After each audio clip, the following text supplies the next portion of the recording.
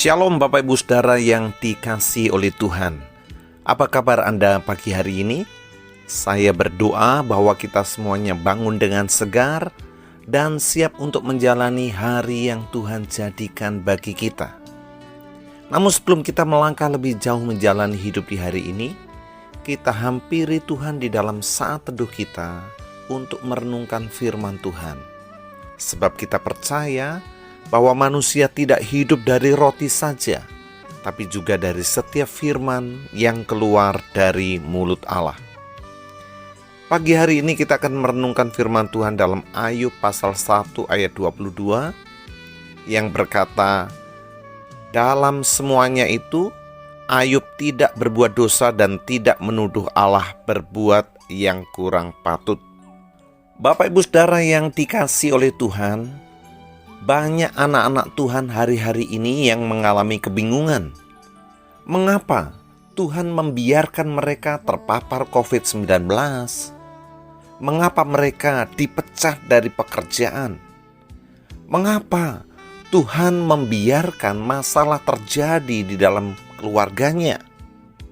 Padahal, bukankah dia sudah setia beribadah kepada Tuhan, aktif melayani, dan tekun berdoa? Itulah sebabnya tidak sedikit anak-anak Tuhan yang mulai kehilangan iman dan pengharapannya kepada Tuhan. Bahkan ada juga yang menuduh Tuhan bahwa Tuhan berbuat sesuatu yang kurang patut.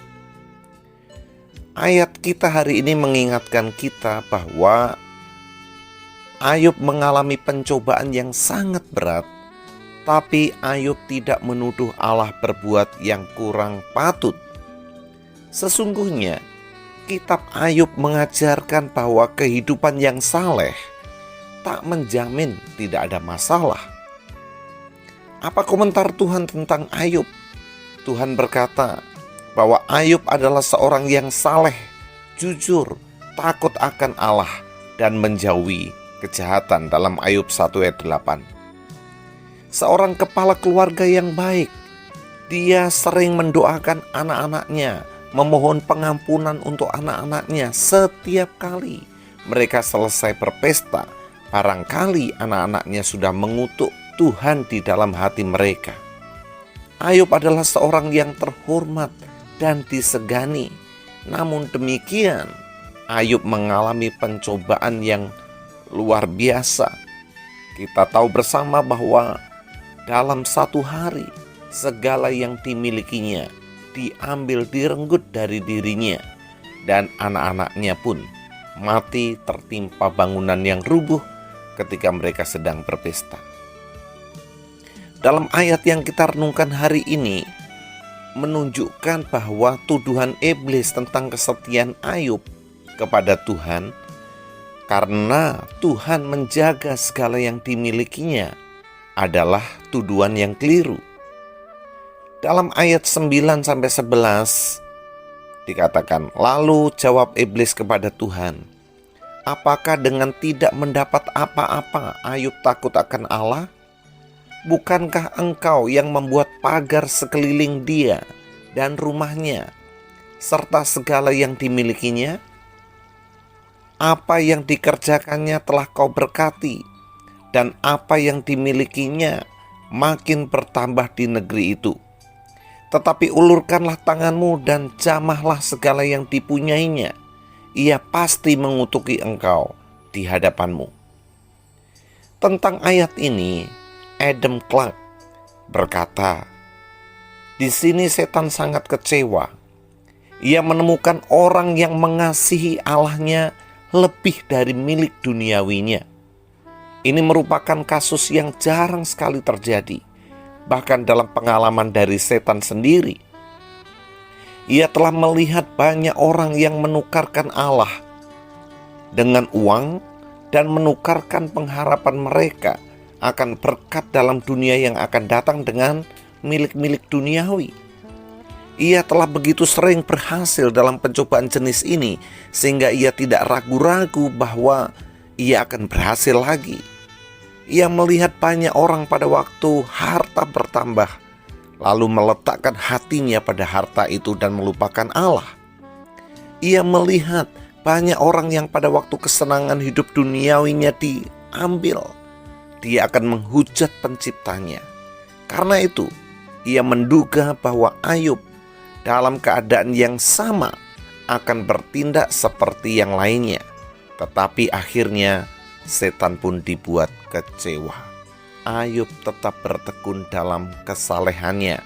Ayub tidak menuduh Tuhan berbuat yang tidak patut. Ayub tidak menyalahkan Tuhan. Ayub percaya Tuhan melakukan yang terbaik berdasarkan hikmat-Nya yang sempurna. Bahkan dari hal yang buruk sekalipun, Allah merancangkan yang terbaik bagi kita. Itulah sebabnya Ayub berkata kepada istrinya dalam Ayub 2 ayat 10, engkau berbicara seperti perempuan gila. Apakah kita mau menerima yang baik dari Allah, tetapi tidak mau menerima yang buruk? Bagaimana seandainya tuduhan iblis itu ditujukan kepada Anda? Apakah tuduhan iblis itu benar tentang Anda? Apakah benar bahwa Anda setia beribadah hanya karena Tuhan memberkati? Saudara, apakah benar bahwa Anda melayani dan tekun berdoa karena Tuhan menjaga milik Anda dan menjaga tubuh Anda? Bagaimana seandainya semua yang saudara miliki direnggut dari Anda? Masihkah Anda percaya kepada Tuhan? Kiranya teladan dan kesaksian hidup Ayub menginspirasi kita supaya kita mengikut Tuhan tanpa motivasi yang salah. Dan kiranya kita tetap percaya kepada Tuhan apapun yang terjadi dalam hidup kita saat ini. Mari kita berdoa.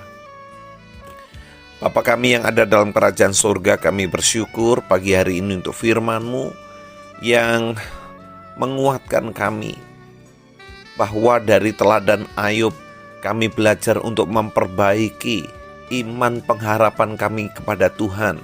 Bukan karena berkat-berkat Tuhan saja kami setia beribadah, kami setia melayani, kami tekun mengikut Engkau. Bukan juga karena tubuh yang sehat, tetapi kami sungguh-sungguh percaya kepada Tuhan karena hanya Engkaulah Tuhan dan Juru Selamat yang hidup. Dan kepadamu Tuhan kami menaruh iman dan pengharapan kami. Kiranya firman Tuhan pagi hari ini menguatkan setiap orang yang mendengar dalam segala pergumulan yang mereka hadapi. Mereka dikuatkan oleh Tuhan, mereka dihiburkan oleh Tuhan, mereka didorong makin hari makin setia, makin hari makin cinta Tuhan, makin hari makin mendekat kepada Tuhan. Terima kasih Tuhan Yesus, kami bersyukur untuk renungan hari ini. Dan kami menyerahkan hidup kami hari ini ke dalam tangan-Mu. Tuhan, Kau memberkati segala yang kami kerjakan, buat berhasil, buat sukses, sehingga melaluinya kami dapat merasakan pemeliharaan Tuhan. Kalau ada yang sakit, Tuhan Kau jamah, sembuhkan, pulihkan oleh kuasa bilur-Mu. Kalau ada yang susah, Tuhan hiburkan, Tuhan kuatkan.